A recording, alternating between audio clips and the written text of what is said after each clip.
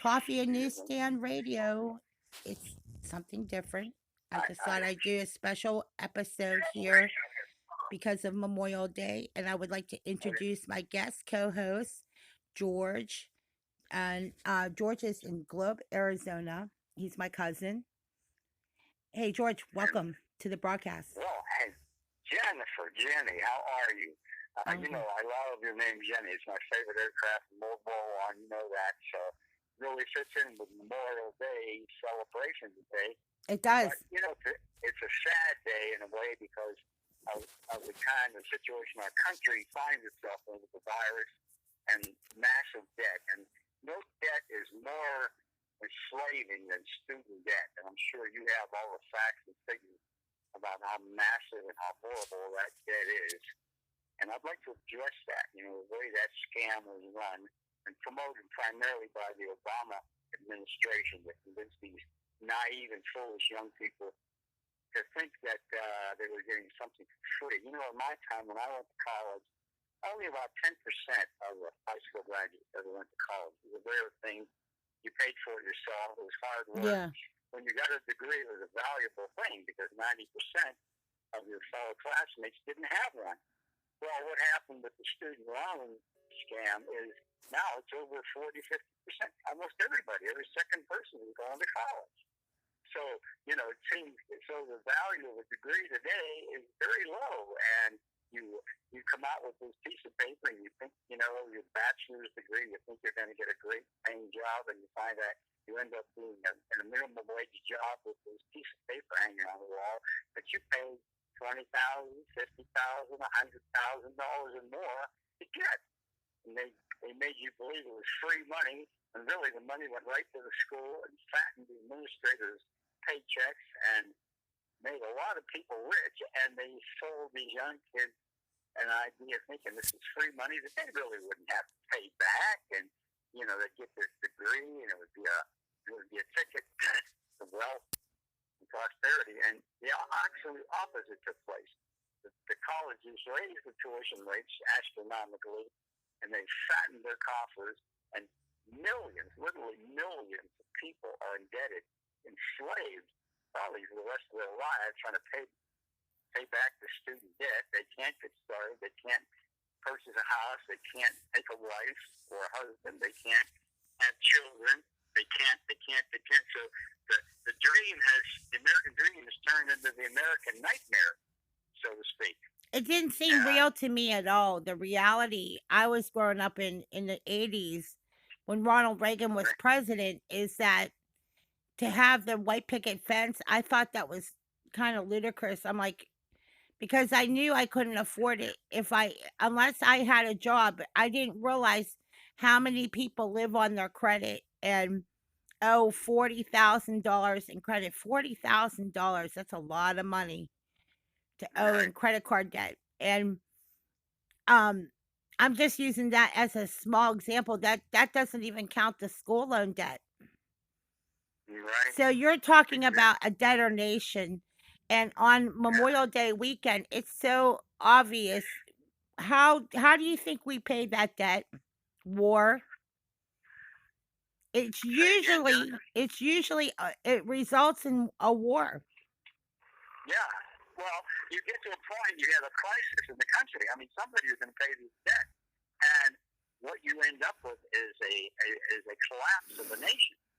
And throughout history, debt has been, our founding fathers knew this, that debt was the death knell of a nation.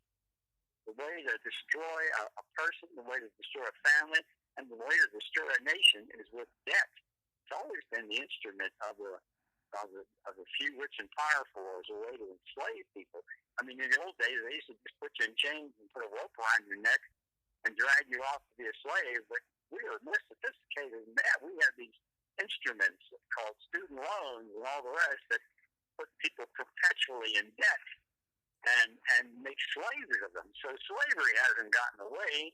They just repackaged it and made it look like something else. The old story, you put lipstick on a pig, but it's still a pig, and you just resell it. Same old thing. And they've taken slavery and reformatted it, and one of the ways not the only way, but one of the main ways is the student loan scam. And the idea that they're somehow getting a college degree, any kind of college degree, is a ticket to wealth and success, which it isn't. Many people who never went to college, never will go to college, make fantastic incomes as plumbers, electricians, construction workers, truck drivers, and they make plenty of money, and Well, they never put there's themselves a in new there. broadcast. There's more people broadcasting about the second stimulus check. What do you think about that? Well, more of the same, right? Just write that check, print that money, and let's figure out. And it's like playing old maid. Pass the old maid card to somebody who's going to get stuck with it. No question is who is going to get stuck with the old maid card. Is it going to be this younger generation, the next generation? And how do you think they're going to feel about their ancestors who were so greedy and selfish? We talk about what Hmm. happened in our family about people and greed and what they did. Beware of ill-begotten goods is a saying I live by. And when you get things that you know are unethical, not right, that you're scamming and stealing from somebody, and it will come back to haunt you Oh yeah. because these people are going to get old and they're going to I never really get think they fed. expect it. Like the YouTube post that I've been watching is, and we're the subject of the topic today is loans, debts, and the stimulus, the second stimulus check that people are expecting because of that $3 trillion bill at the Senate House floor. Now, from what I understand, it won't be picked back up until this week, and they want another stimulus check. And these kids, these younger people, expect it, and I could not believe it. I was like, Yeah. I want to know if that how selfish and greedy that really is because you got to pay The up. youth, Jennifer, the young, they're so vulnerable, so naive. They're so easy. Every generation of young people comes into this world not knowing a whole lot. They depend faithfully on their parents, on adults, on the government, on TV to inform them and educate them. And when these people are not honest, not ethical, and not forthright and tell them the whole story, they are taken advantage. We've seen this throughout history. The Hitler Youth, look how they were taken advantage of. They were clever propaganda. They had these kids abandoning their parents and swearing loyalty to Hitler and fighting to the death in Berlin. And I mean, our soldiers faced these young 14, 15, 16, 17-year-old kids, these Hitler Youth. They were so fanatical they would never surrender.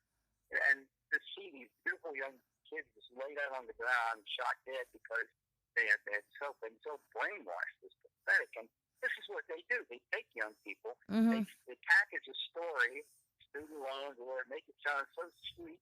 They actually have them believing that you're going to get free this and free that. And they have them believing in socialism, that everything's going to be kumbaya around the campfire and free this, and it's going to be a beautiful world. And nothing can be further from the truth. All you have to do is look at your history. But the young people, I mean, they are young. They are naive. They believe. They trust their parents, their teachers. It's pathetic, really, to see this the way they just follow like sheeple. You know, And the and they go right over the constitutional and they go right over the cliff. and the const I sent you a couple posts, and we were talking about this earlier about constitutional freedoms. Like your rights and your freedoms and your liberties come from the Constitution. And on Memorial Day, you don't have to pay back for all that. Those come from the Constitution. You don't have to pay anybody to have the freedom to get in your car.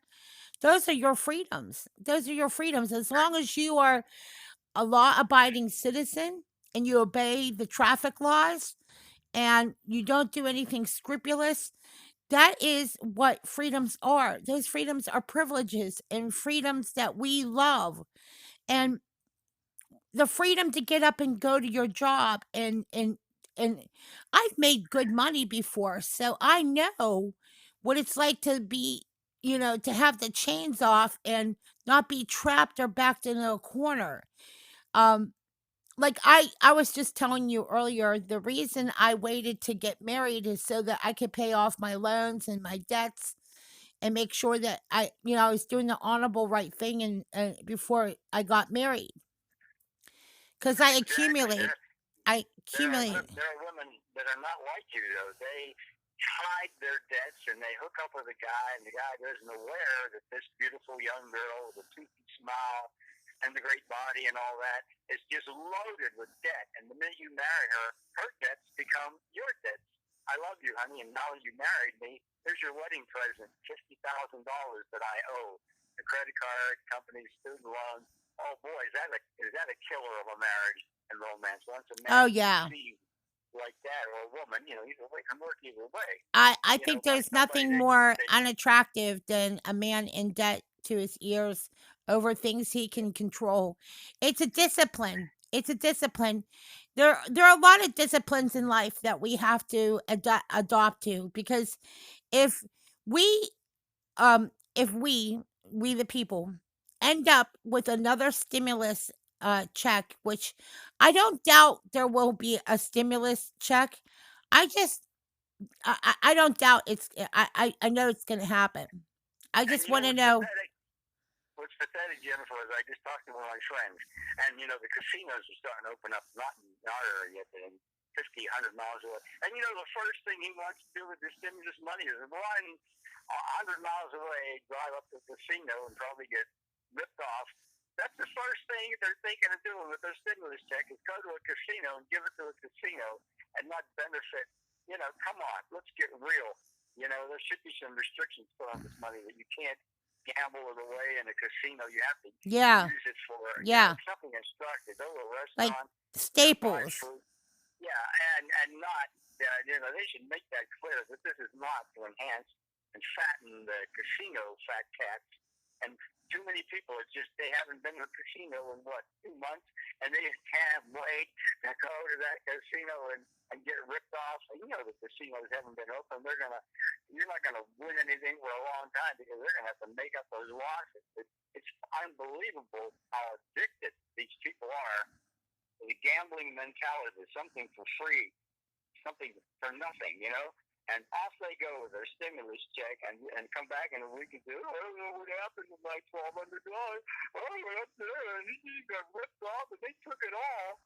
And now I can't pay the rent. And you wonder, are you completely nuts? Do you think those guys are in business to give you money? Are you that stupid? Yeah, they are. And these are people that are young and not so young. I mean, they're over 21 years of age, some of them well over 21, and they still buy in this fantasy that there's free money out there. All you got to do is walk in, find the right slot machine, and bet max bet and keep pounding away. And all of a sudden, the 3 sevens are going to line up in a progressive, and you're going to be a millionaire before you walk out of there. Well, that happens once in a blue moon. But There are 90% of people the that people, believe that way. They live in yeah, wishful thinking. I mean, I they live in I a wishful world. it's a form of escapism. It's like I don't want to deal with reality, so I'll just go live Well, in what my did P.T. pretend bubble. What did P.T. Barnum say? A sucker is born, a new sucker is born every minute. Boy, that is so true, especially about the young people. When you're born into this world and you're young, you are like a blank piece of paper. You have no idea what's going on. You got this complex system of government and business built by these crooked lawyers, most of them. And you walk into this at 10, 12, 15, 18 years of age, you don't have a clue. You depend upon the school system, your parents, other adults to educate you. And if they don't know what's going on, and they're just as ill-informed as you are, you go down that same merry road they went down, and before you know it, you're hooked up with student debt and credit card debt and gambling debt and debt everywhere. And you are a slave within your country. Supposedly the greatest democracy in the world is full of slaves. They're either in prison, and then they start committing crimes to try to get money because all of these other scams didn't work, and they owe so much money. They start breaking into houses, or selling drugs, and they commit criminal offenses, and then they're put in penitentiaries where they become slave laborers. They paid little or nothing, and they spent decades there, years there, and the beat goes on. So I would say the theme of your program is the beat goes on, baby. The scams keep. Are we a nation? We have to stop becoming a nation of scam artists. Come Oh, out of the fires and well, suffer.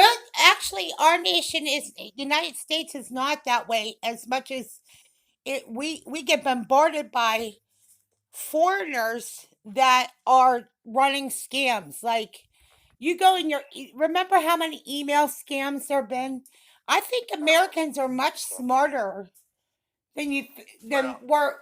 Let's remember, Americans are smart. We have capital.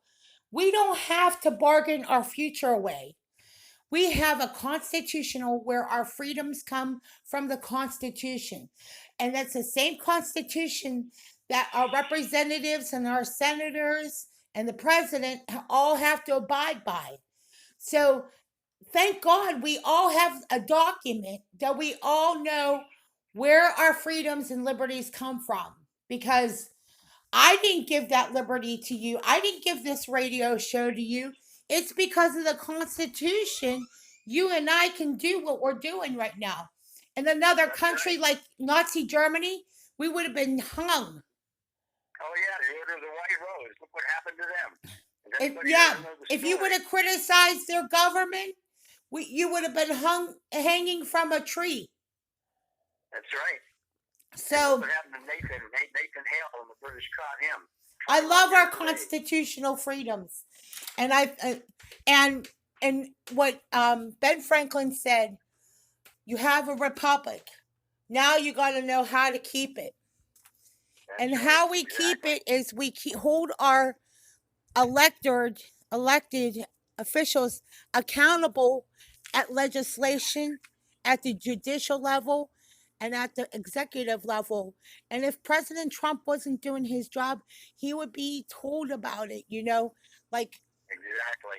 He's a great president, isn't he? he You gotta is. love that He guy. is. He's put it all on the line. His very life, his family, his fortune. That's exactly what the founders of our country. They risked their fortunes, their very lives to bring this country into To existence. think about And what we've we had. went through. Look, you Oh went yeah, from we had Barack Obama, who had no executive, who never owned a company, he never owned a business, he never never owned a had op.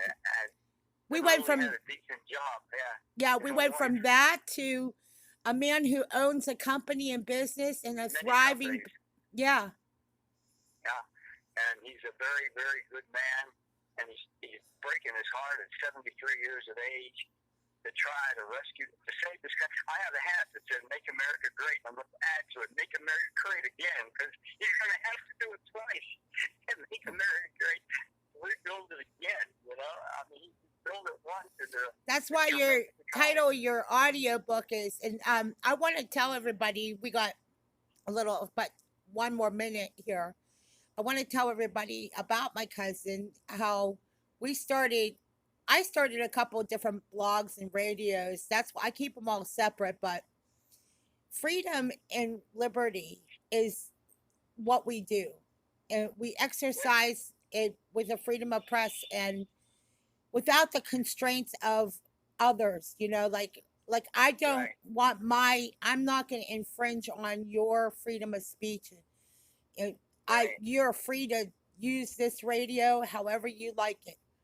As long as it's all right. constitutional freedoms we're talking about, I you do I whatever you like. appreciate that so much, Jennifer. I, I'm so happy to have had my cousin I, on air with me doing this because on Memorial Day, we haven't had a holiday as a family. And this is like the way we spend our Memorial Day. So it's a very memorable and beautiful way to exercise those beautiful freedoms because so many people died for them. And on Memorial Day, right, I'm pretty sure when they were young, they didn't realize the wars they were involved in. When we think about like Korea, when we think about right, even the wars in the Persian Gulf, like, right. but they did. They knew. They saw firsthand. Some of our fallen soldiers that are not here saw firsthand what it was to go and vote in Kabul, Afghanistan. So we have so much to be grateful for. You know, like All right, Jennifer. Well, uh, listen, we're gonna be wrapping it up here, and thank you guys for listening to our blog. You've been listening to Coffee and Newsstand, an amateur radio network.